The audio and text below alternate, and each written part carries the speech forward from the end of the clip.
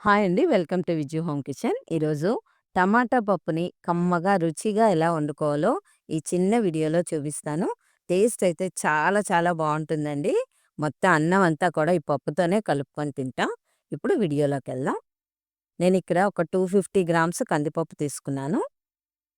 Water పోసి నీట్‌గా ఒకసారి కడిగేసుకోండి. కడిగినాక మళ్ళీ ఫ్రెష్‌గా వాటర్ పోసుకొని కనీసం ఒక 10 నిమిషాలైనా నానబెట్టుకోండి. ఇలా నానిన తర్వాత పప్పంతా కూడా ఒక కుక్కర్‌లోకి తీసుకోండి. ఇలా మొత్తం పప్పంతా వేసేసుకోండి. వేసినాక ఇందులో లైట్‌గా పసుపు వేసుకోండి. ఇప్పుడు పప్పు మునిగేంత వరకు వాటర్ పోసుకోవాలి. దీనికి కొలత అంటూ ఏముండదండి. జస్ట్ ఇలా మునిగితే చాలు. ఇప్పుడు టమాటాలని ఇలా 4 సైడ్స్ ఇలా ఘాట్లు పెట్టి తీసుకోండి. 250 గ్రామ్స్ అంటే పావు కేజీ పప్పుకి 4 టమాటాలు కరెక్ట్‌గా సరిపోతాయండి. ఇప్పుడు 3 విజిల్స్ ఇవ్వండి చాలు. 3 విజిల్స్ వచ్చాక కుక్కర్ పూర్తిగా చల్లారాక మూత తీయండి. చూడండి పప్పు ఎలా ఉడికిందో చూపిస్తాను. చూడండి ఎంత మెత్తగా ఉడికిందో. ఇప్పుడు గరిటెతో ఒక్కసారి ఇలా మెదుపుకోండి సరిపోతుంది.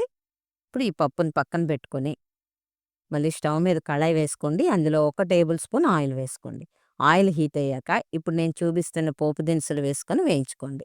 ఒక హాఫ్ టీ స్పూన్ శనగపప్పు, హాఫ్ టీ స్పూన్ మినపప్పు, హాఫ్ టీ స్పూన్ ఆవాలు, అలాగే ఒక 5 వెల్లుల్లి రెమ్మలు, ఒక 2 ఎండుమిరపకాయలు. దీంతో పాటు ఒక 2 రెమ్మల కరివేపాకును కూడా వేసుకొని చిటపటలాడేంత వరకు వేయించుకోండి. చక్కగా ఇలా వేగాక ఉల్లిపాయ ముక్కలు, పచ్చిమిరపకాయ ముక్కలు వేసుకోండి. ఉల్లిపాయలను కొంచెం పెద్ద ముక్కలుగా కట్ చేసుకోండి. మనకి పప్పులో అక్కడక్కడ తగిలితే చాలా టేస్ట్‌గా ఉంటుంది.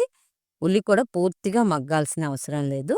చక్కగా ఇలా లైట్‌గా మగ్గితే చాలు. ఇప్పుడు ఇందులో ఒక పావు టీ స్పూన్ ఇంగువ వేసుకోండి. వేస్తే చాలా టేస్ట్‌గా ఉంటుందండి. ఇష్టం లేకపోతే స్కిప్ చేయొచ్చు. ఇలా ఉల్లి మగ్గిన తర్వాత ఇప్పుడు ఉడికించిన పప్పుని ఇందులో వేసేసుకుందాం. ఇలా వేసుకుంటేనే పప్పు టమాటా టేస్ట్‌గా ఉంటుందండి. తాలింపులో వేసుకొని ఉడికితేనే టేస్టొస్తుంది. మళ్ళా పచ్చిగా ఉడికించి పోపేస్తే అంత టేస్ట్ అనిపిచ్చదు. ఇప్పుడు ఇందులో కొంచెం చింతపండు పులుసు వేసుకోండి. ఒక పెద్ద నిమ్మకాయ సైజంత చింతపండుని నానబెట్టి పులుసు తీసి వేసుకోవాలి. నేను ఈ వీడియో క్లిప్ పెట్టలేదండి లెంగ్తీ అవుతుందని. ఇప్పుడు ఇందులో ఒక టేబుల్ స్పూను కారం వేసుకోండి. అలాగే రుచికి సరిపడా సాల్ట్ కూడా వేసుకోండి. వేసుకొని బాగా మిక్స్ చేసుకోండి. ఈ టమాటా పప్పులో కాంబినేషను బంగాళదుంప పిలుపు చాలా బావుంటుందండి. నేను అదే చేశాను. అయితే వీడియో మన ఛానల్‌లో కూడా పెట్టాను. లింక్ కావాలంటే మీకు డిస్క్రిప్షన్‌లో గాని, ఎండ్ కార్డ్‌లో గాని పెడతాను. ఒకసారి వాచ్ చేయండి. ఇప్పుడు ఇలా సన్నగా తరుక్కున్న కొత్తిమీర వేసుకొని, కలిపి ఒక 2 నిమిషాల పాటు ఉడికించండి.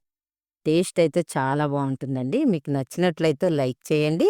అలాగే మీ ఫ్రెండ్స్‌కి, రిలేటివ్స్‌కి షేర్ చేయండి. కొత్తగా చూస్తున్నోళ్ళు సబ్స్క్రైబ్ చేసుకొని చూడండి. Thank you for watching.